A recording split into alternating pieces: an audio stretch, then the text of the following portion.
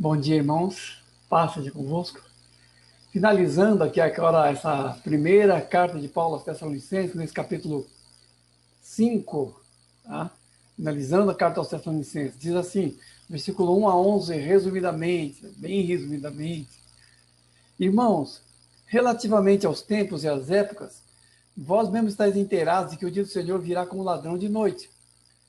Mas vós, irmãos, não estáis em trevas, para que esse dia, como ladrão, vos apanhe de surpresa. Assim, pois, não durmamos como os demais. Pelo contrário, vigiemos e sejamos sóbrios. Exortação à sobriedade aqui, começando por tempos e épocas. Na verdade, é uma continuidade do que Paulo estava falando no capítulo 4, concluindo praticamente assim, sobre essa questão da parousia, da segunda vinda de Cristo, da nossa reunião com ele, vai falar mais sobre isso na segunda carta. Mas nessa primeira carta ele já dá uma geral. E ele começa falando sobre tempos e épocas, uma expressão que aparece geralmente relacionada ao segredo oculto em Deus, ou daquilo que o Senhor reservou, o Pai reservou para a sua exclusiva autoridade. Diz lá em Atos, capítulo 1, versículo 7, quando os apóstolos perguntaram, será esse o tempo que restaura o reino de Israel? E Jesus responde a ele, não compete saber os tempos e as épocas que o Pai reservou a sua exclusiva autoridade. Então, tempos e épocas se refere ao tempo do fim e os atos finais do Senhor nesse mundo, antes da segunda vinda de Cristo.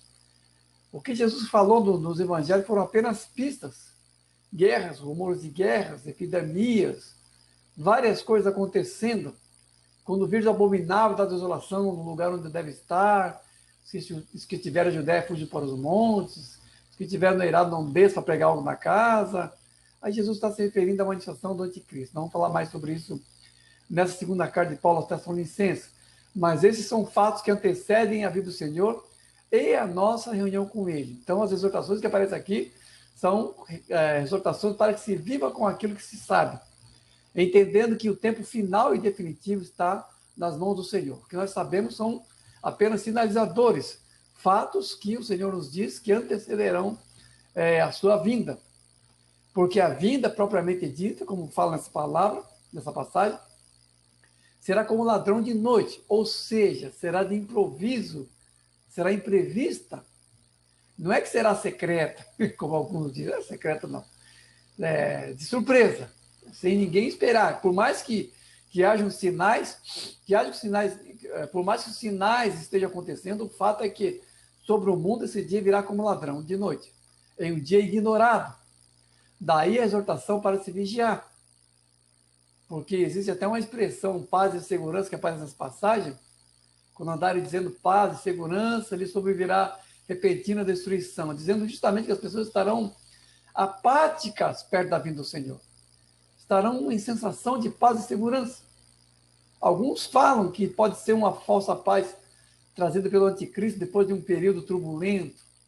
Mas há outra passagem que diz que logo após a tribulação daqueles dias, o céu se escurecerá, o sol se escurecerá, a lua perderá sua claridade, as estrelas cairão do céu. Então, há passagem que fala que a segunda vinda de Cristo virá logo após a tribulação, sem assim um intervalo de paz e segurança. Então, isso é mais uma questão de entendimento escatológico.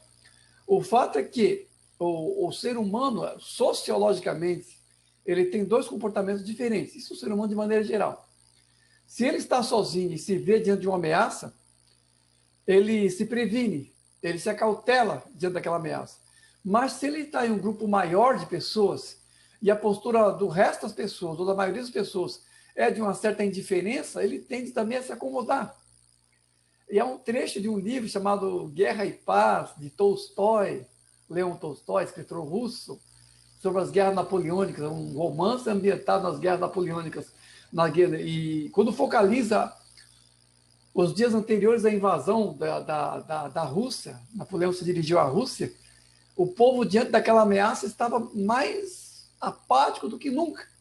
Ao invés de estarem prevenindo, porque Napoleão iria atacar, estavam festejando, estavam aproveitando o pouco tempo que tinham. A postura era o contrário daquela que deveria ser em uma época assim, de risco iminente.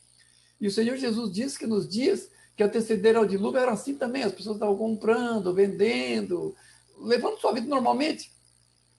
e depois veio o dilúvio e arrebatou a todos, e que também seria assim nos dias do Filho do Homem.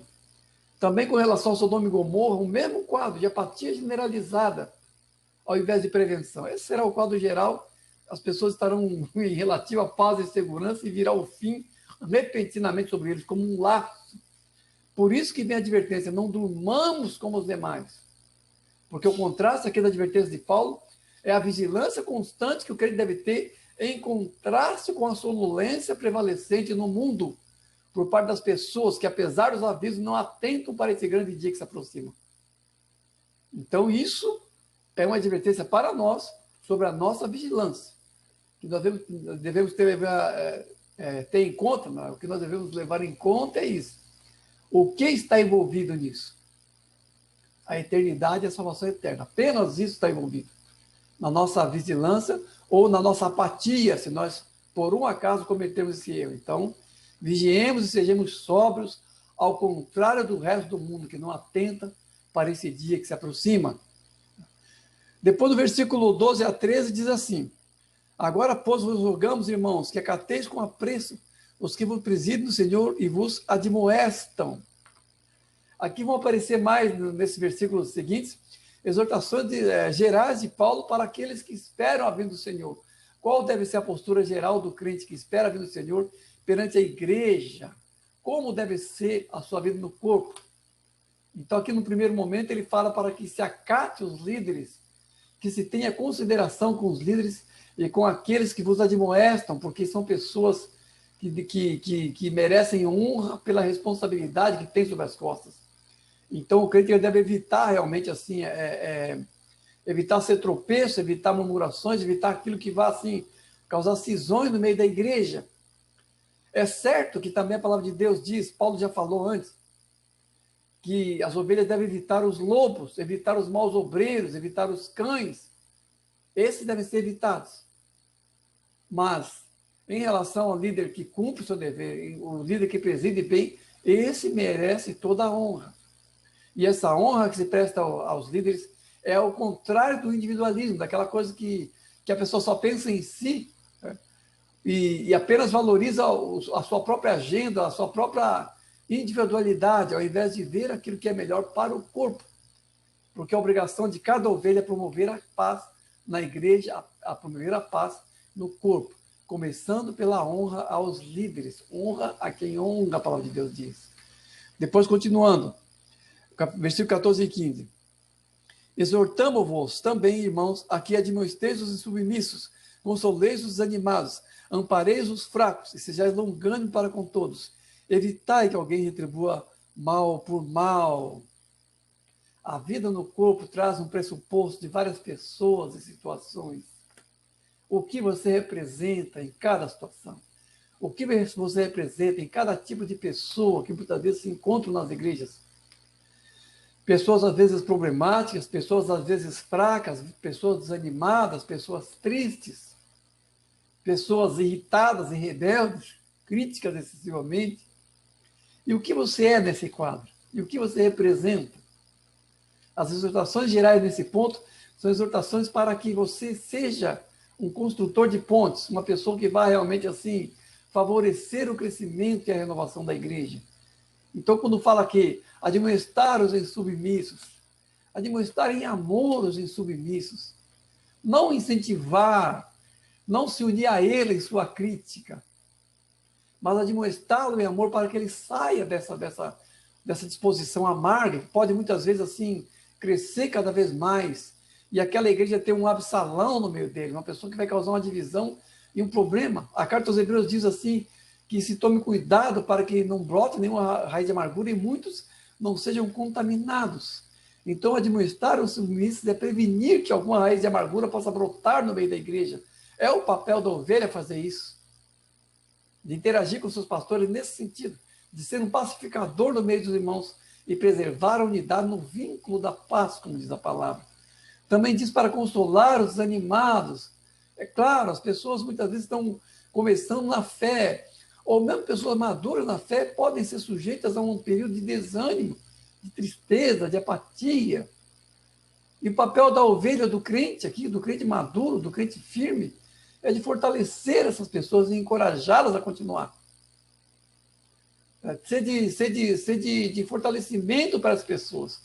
Porque é uma necessidade humana. Todo mundo precisa ser encorajado. Quem não desanima? Quem não passa por período de desânimo? E é uma necessidade que você seja aquela pessoa que vai encorajar, que vai fortalecer a pessoa desanimada. Não a pessoa que vai piorar ainda mais a situação, acrescentar ainda mais o seu próprio desânimo, aí o desânimo do outro, mas realmente procurar incentivá-la e erguê-la daquela situação. Também diz assim, amparar os fracos, né? Ampareis os fracos. O que é amparar? É ser suporte, é ser ombro, é ser refúgio para aquele que é fraco. Carregar, se necessário. Carregar os fardos uns dos outros. E assim cumprirem as leis de Cristo. Por quê? Porque o Senhor Jesus carregou o fardo maior, que são os nossos pecados, a nossa necessidade de redenção. E nós devemos isso aos irmãos fracos. Que sejamos, enquanto ele não se fortalece por si só, que nós lhe sejamos por força e por amparo. Enquanto ele ainda está manquejando, enquanto ele ainda está enfraquecido, ou mesmo que ele esteja em um período de fraqueza específico por alguma situação. Sejamos essa força, sejamos esse ombro, sejamos esse suporte. Suportar uns aos outros, como eu disse, não é apenas suportar as fraquezas, mas ser suporte e amparo para aqueles que necessitam. Depois disso, ser longânimo para com todos, longânimo, ter um longo ânimo para tudo aquilo que exige um longo ânimo, uma paciência estendida. Longanimidade é isso, é uma paciência estendida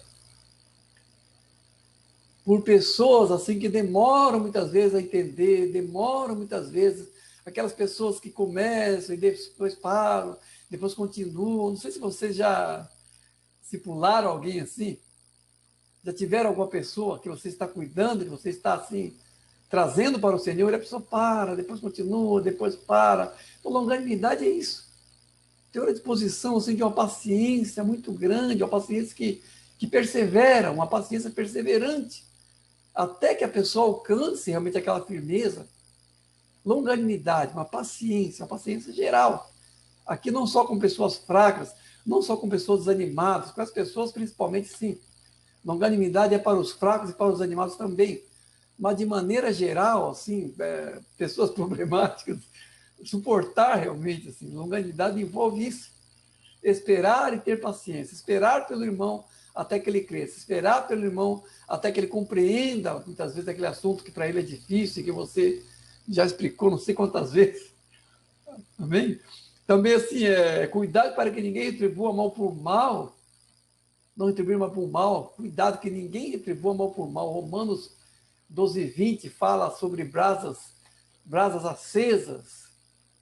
A exortação de Romanos 12:20 é que se o teu inimigo tiver fome, dá-lhe de comer, se tiver sede, dá-lhe de beber, porque fazendo assim, amontoarás brasas vivas sobre a sua cabeça e o Senhor te recompensará. Isso é referindo-se ao inimigo, não está nem se referindo aos irmãos aqui, está se referindo aos inimigos.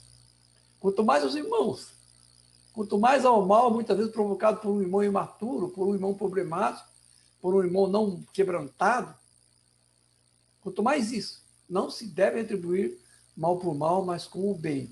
Eu diria até assim, que essa passagem de Romanos 12:20 é a extensão desse capítulo, porque Romanos 12 começa falando sobre a necessidade de renovação do entendimento, para que experimentemos qual seja a boa, agradável e perfeita vontade de Deus. E é no autor do capítulo 20 que há essa exortação sobre fazer o bem àquele que muitas vezes te faz o mal. Ser compreensível muitas vezes com aquela pessoa que não te compreende. Ser paciente com aquela pessoa que muitas vezes não é paciente com você. Nunca retribuir mal por mal. Nem injúria por injúria, nem infâmia por infâmia. Mas sempre responder ao mal com o bem. Porque essa é a carta magna do Evangelho. Toda renúncia está aqui. Pagar mal por bem é o suprassumo do que o Evangelho fala. Nós lemos atentamente lá o Sermão da Montanha, todo o Sermão da Montanha gira em torno de algo assim, e de perdas necessárias para que se pratique o Evangelho nessa profundidade de disposição, de até aceitar o mal sobre si e retribuí-lo com o bem, de modo a constranger o mal na sua própria maldade, constranger, muitas vezes, o que é falta de generosidade em seu próprio egoísmo. Constranger muitas vezes aquele que é murmurador em sua própria murmuração, por uma disposição toda contrária, baseada nos frutos do Espírito, e que vai mostrar para aquelas pessoas aquilo que elas deveriam ser e aquilo que elas deveriam fazer, ao invés de estarem fazendo o que fazem. Dessa forma se é sal e luz, pelo contraste dos valores do Evangelho em relação à carnalidade manifesta de algumas pessoas. Sejamos, então, essas pessoas capazes de retribuir mal com o bem e assim cumprirmos plenamente o Evangelho, uma profundidade cada vez maior de renúncia, de desapego, para que o Senhor nos use nesse nível de quebrantamento. Depois diz assim, né, versículo 16 a 18, regozijai-vos sempre, orai sem cessar, em tudo dai graças. Até aqui estava falando sobre a segunda vinda de Cristo e as posturas gerais em relação ao corpo.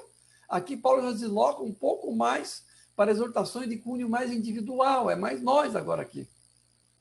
Até aqui eram coisas do corpo, admoestar, acatar com apreço, eram posturas em relação à liderança, posturas em relação aos irmãos.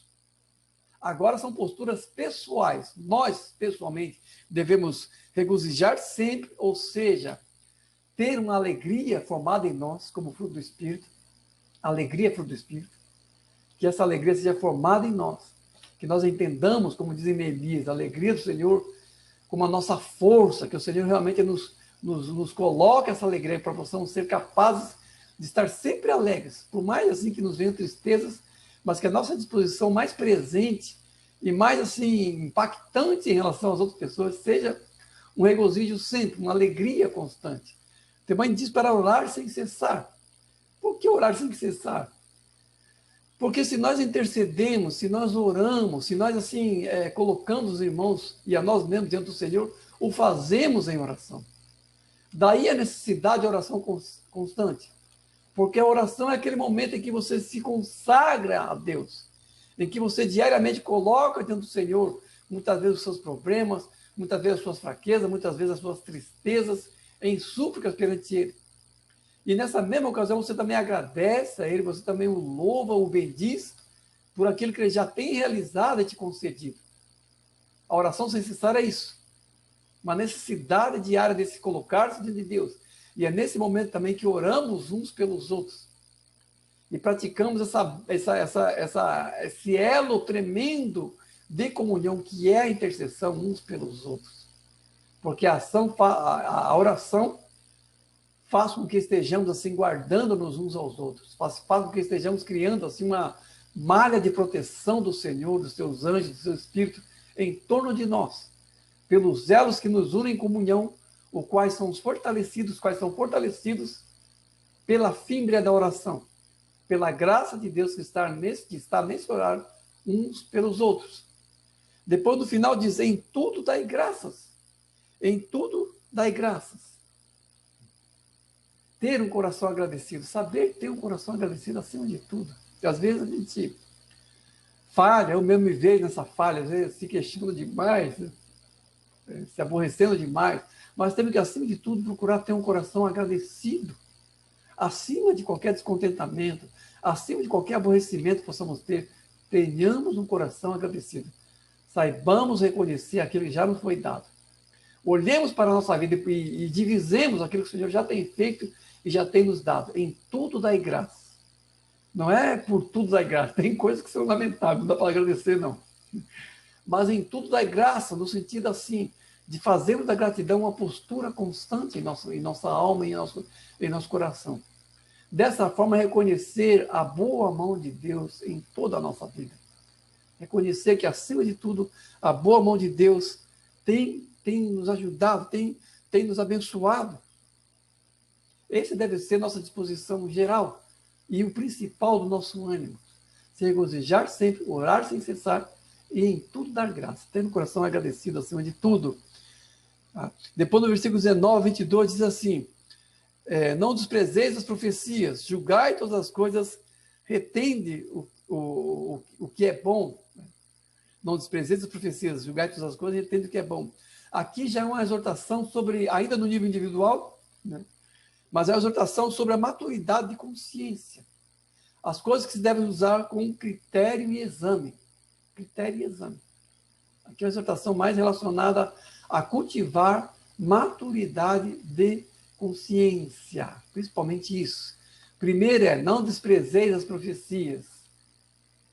Os dons e os ministérios foram concedidos, entre eles o dom de profecia. Existe, como já disse, o dom geral de profecia e o ministério profético, que já está no corpo de direção da igreja. Embora pessoalmente não veja muito isso. Tenho visto apóstolo, tenho visto pastor, tenho visto mestres, tenho visto evangelistas. Mas profetas como corpo dirigente não tenho visto muito. Mas aparece entre os dons ministeriais lá em Efésios, que seria aquele ministério que dá a direção de Deus para a igreja. Haveria algo dos filhos de Issacar nesse ministério, como direção. Enquanto que o dom de profecia é principalmente para consolo. Então, a síntese maior, como o dom e como o ministério da profecia, é consolo e direção de Deus. Dom de profecia para consolar. E o ministério profético para dar a direção de Deus. É claro que aqui também deve haver critério, examinar as profecias. Acreditar na profecia não é simplesmente acreditar em tudo que se escuta. A profecia deve ser examinada. Mas não podemos desprezá-la também, descartá-la por causa de erros, por causa de pessoas que falaram coisas erradas ou coisas que não aconteceram. Depois diz assim, examinar todas as coisas, retende o que é bom. É um exercício para que se cresça em norma de maturidade de consciência. O que é diferente de você simplesmente ter uma regra rígida de conduta. Porque o exame é o exame que passa por um critério. Hebreus diz que o alimento maduro é para os experientes, para aqueles que, tendo as faculdades exercitadas, sabem discernir não somente o bem, mas também o mal. Daí a necessidade de examinar todas as coisas com critério e exercitar a consciência no discernir aquilo que é válido para o Evangelho e aquilo que não é válido para o Evangelho. Isso em relação a todas as coisas. Porque muitas coisas que vêm do nosso meio, vêm no meio evangélico, vêm muitas vezes como distorções doutrinárias. As pessoas muitas vezes, por falta desse exame, vão engolindo tudo quanto é caroço. Então, temos que ter critério com as coisas, temos que permitir que o Senhor nos instrua e nos fortaleça a consciência. Isso é mais do que ser uma pessoa cheia de regras. Isso é mais do que ser uma pessoa que simplesmente descarta as coisas e coloca uma tarja, isso pode, aquilo não pode. É muito mais do que isso. É mais um exercício de consciência pessoal e de maturidade do Senhor. A estatura de maturidade deve ser o nosso alvo em relação ao nosso crescimento no Evangelho. Não meras regras, mas maturidade de consciência. Bem? Finalizando aqui, diz o versículo 23 a 28. O mesmo Deus da paz vos santifica em tudo, e o vosso espírito, alma e corpo sejam conservados íntegros e irrepreensíveis na vinda de nosso Senhor Jesus Cristo. Aqui no finalzinho, a santificação, falando da santificação, no finalzinho aqui já, a santificação atinge um homem integral, espírito, alma e corpo, a tricotomia, essa palavra feia, tricotomia, a composição do ser humano em espírito, alma e corpo, tudo isso é alvo de santificação. E aqui eu quero fazer um pequeno parênteses aqui de um certo platonismo que existe nas igrejas. Algumas pessoas pensam assim, como se o espírito fosse naturalmente salvo e a alma e o corpo é que fossem passar pelo processo. Aqui não, espírito, alma e corpo. A santificação atinge o homem inteiro, porque o homem caiu por inteiro, ele não caiu só num aspecto. Algumas pessoas falam isso, eu sou um espírito, tenho a alma e habito num corpo, uma fórmula de definição do ser humano que tende a dizer que o espírito é apenas salvo e não passa por processo de santificação. Já é em si salvo e pronto. Mas aqui fala claramente que o espírito, a alma e o corpo passam por processo de santificação. Isso pela ação de Deus, pela ação da graça de Deus. Não é algo que nós fazemos aqui. É algo que o Espírito de Deus faz, não nós. O mesmo Deus nos santifica em tudo. Ele, Deus, que aqui nos santifica. Tá? Para que sejamos íntegros e irrepreensíveis. É claro que aqui é um feixe ou um fecho final de todas as exortações que vieram antes. Porque quando Paulo fala do fim dos tempos, ele traz um conjunto de exortações que são a postura geral que devemos ter perante o fim, ou perante a iminência da vida do Senhor, ou a certeza de seu regresso para nos buscar. Daí todas essas exortações com relação à liderança, para que se acate os líderes, com relação aos irmãos, para que sejamos de consolo, de exortação, de amparo, com longanimidade, nunca pagando mal com mal. Isso no corpo geral da igreja, nossa postura geral, em relação à liderança e em relação ao corpo. Depois, a nossa postura pessoal, de procurarmos cultivar sempre um coração alegre no Senhor. Sermos pessoas que oram constantemente, com intercessões, com súplicas, por todos. E sermos agradecidos em tudo, dar graça. Depois, uma exortação para que tenhamos critério com as coisas, critério com relação às profecias, no sentido de não desprezá-las, julgá-las sim, porque as profecias devem ser julgadas, mas acatá-las e reconhecer a fala do Espírito de Deus por aqueles que ele levanta para isso. E examinar todas as coisas, no sentido assim, de termos critério e de principalmente desenvolvermos maturidade de consciência. Não apenas colocarmos regras nas coisas, mas examiná-las e, depois de examiná-las, julgá-las se elas são próprias do Evangelho, se não são, até que ponto são aproveitáveis, até que ponto não são. São critérios de desenvolvimento de consciência. Essas são as exortações gerais. E no final, Paulo fala, o mesmo Deus nos santifica em tudo, espírito, alma e corpo. Então, em adição a todas as posturas que nós temos de tomar, o mesmo Senhor está operando em todo o nosso ser, com a sua graça, agindo de maneira principal, porque aquilo que nós fazemos é uma ação, por assim dizer, adjutória. A ação principal não é nossa na santificação. A ação principal é do Senhor. Mas nós devemos cooperar com a graça de Deus em toda a submissão. Daí essas exortações gerais, exortações em relação à liderança, ao corpo e a nós mesmos, nossos critérios e a nossa postura pessoal. E o Senhor, nesse meio tempo, vai nos santificando, fazendo a obra maior de santificação nesse processo. De modo que nos tornemos íntegros e irrepreensíveis pela ação de Deus e pela nossa submissão à sua vontade e em todos os processos que estão acontecendo na igreja. Essa é a cadeia relacional que nos leva ao crescimento e à maturidade. Uma mutualidade que se processa entre nós e o Senhor, entre nós e a igreja. De modo que a ação geral e mais dinâmica do Senhor capture todos os aspectos da nossa caminhada. E assim possamos comparecer íntegros e irrepreensíveis na vinda de nosso Senhor Jesus Cristo, porque tudo isso é preparo. Aquilo que fazemos como ordem do Senhor nas administrações e aquilo que o Senhor, por sua vez, soberanamente está operando por sua graça, em um nível de ação que está para além da nossa alçada, que só o Senhor pode fazer, a ação soberana do Espírito de Deus no processo de santificação, até que o Senhor venha nos buscar e essa caminhada chegue ao fim, porque esse é o ponto final da nossa perseverança, o dia que o Senhor vier nos buscar. Amém? Deus abençoe, irmãos.